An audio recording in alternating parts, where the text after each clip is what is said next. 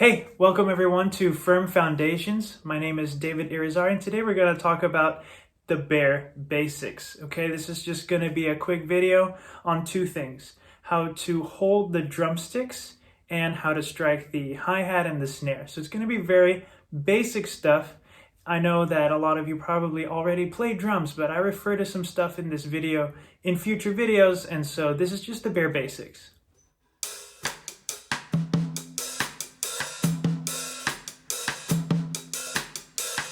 All right, let's get started with the drumsticks, okay? This is my newest pair of drumsticks, ProMark fire treated, whatever that means. I prefer thinner sticks instead of the fatter ones, so usually I get 7A.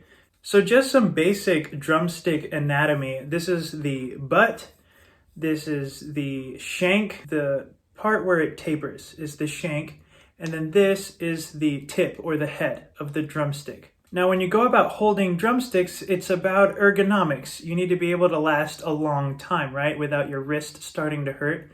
So you're going to kind of hold it here, not all the way out at the end, because that'll put all the balance on this side of the stick. I've seen people go like this and say, here's where you hold it. You want the wrist movement to be up and down. So let's hold the stick. And it's gonna be like this, okay? You see that? We're not gonna be playing like this because you don't have a lot of control, fine control this way, but you do this way. So it's like this instead of this, like knocking on a door. Now, if you remember from physics, when there's a seesaw, we have a fulcrum, right? And then where's the fulcrum? The fulcrum's gonna be between your thumb and index finger when we're holding the drumstick. So kind of right about here, leave yourself some space. The fulcrum's going to be right there. See that? Now don't use the other fingers. Try just holding onto the stick and moving it like this, right? You don't want to let go of between these two fingers. You're going to hold it with the flesh part of your thumb and your first knuckle on the index finger. That's going to be the fulcrum of the drumstick. Now right now, whenever you strike something, you don't really have control of when it bounces back up. That's what the other fingers are for. You're gonna kind of wrap them around the stick, not tightly, but you're gonna cradle the rest of the stick with the flesh part of your other fingertips like this. So now I have control with these three fingers. Another quick way is like snap your fingers, and that's how you're gonna hold your drumstick.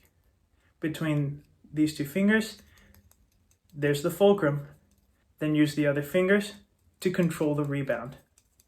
How to not hold a stick. Beginner drummers tend to make a mistake where they put their fingertip like this, and then they play like this. That doesn't do anything. If you hold it like this, you're not gonna let the stick freely bounce, you see? But here you can let the stick freely bounce. And that's really important when we're playing drums. Okay, so I've shown you how to hold the drumstick, but now we're gonna transition over to the drums. I'm gonna show you how to play the hi-hat, but more importantly, I'm demonstrating the correct body mechanics when it comes to the technique behind playing drums. All right, so now we're at the drum set, and I'm going to demonstrate the basic movement when we are striking anything pretty much at the drums. I'm gonna start with the hi-hat, okay? Now, first things first is posture. You want to sit up straight, and then you want your elbows to rest at your sides.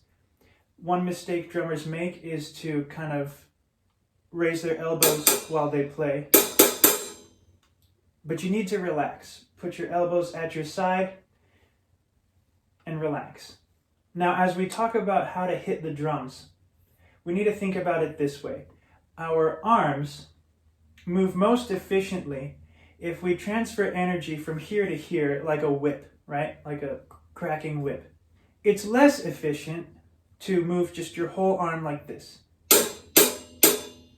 It's most efficient if we use a whip motion. Now, when we're hitting the drums, imagine that you have your wrist on a string and you're pulling it up and down like this. You're pulling it up and dropping it. You're pulling it up and dropping it. That's what we're doing. you lead with the wrist. Wrist first. See that? Wrist first, and come down. Wrist first and drop down. It helps to exaggerate this by actually picking up your wrist and dropping it. That's the correct way to hit something on the drums. So, wrist first and down. Don't move your whole arm like a Barbie doll. No matter how fast or how slow you're playing, you're going to lead with the wrist. Watch my wrist as I play.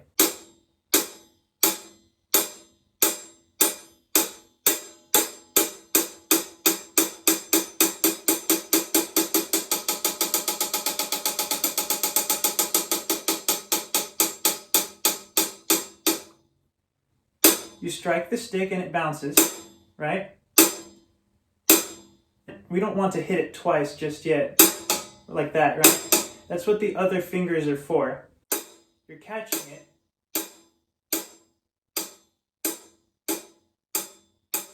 And now for the snare, same thing, but with the left hand. You want to strike the snare in the center of the drum head, right here. That'll give you the most solid snare sound. As you're starting out, make sure to lead with your wrist and let the sticks bounce. Don't grip the stick too tightly.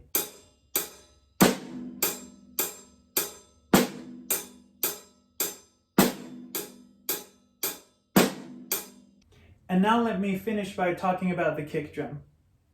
Alright, so when we're playing the kick, imagine that this little head here, the end of the mallet, imagine that being a drumstick as well, right? When we strike the snare, do we keep the drumstick pressed against the head of the snare like this? No. So we don't want to do that with the kick either, but that is a bad habit that a lot of drummers have. But think about it, that stifles the sound of the kick drum. We need to play it like this.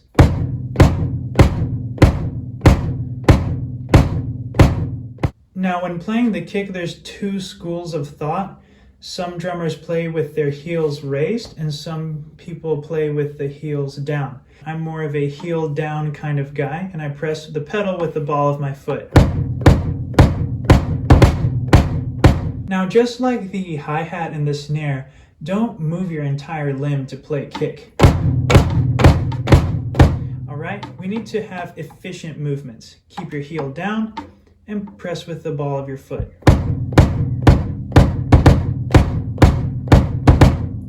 Another reason to not have the mallet pressed against the head is because if you need to play fast, it takes extra time to get the mallet off the head and then back onto it.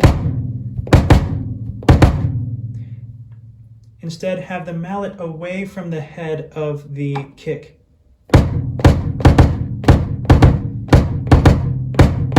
You see? That's it. I know at times that seemed really basic and really technical, but it's really important to have these things nailed down so that we have a good, solid foundation and a nice, tight sound as we continue to play the drums. Thanks so much for watching, and I'll see you in the next video.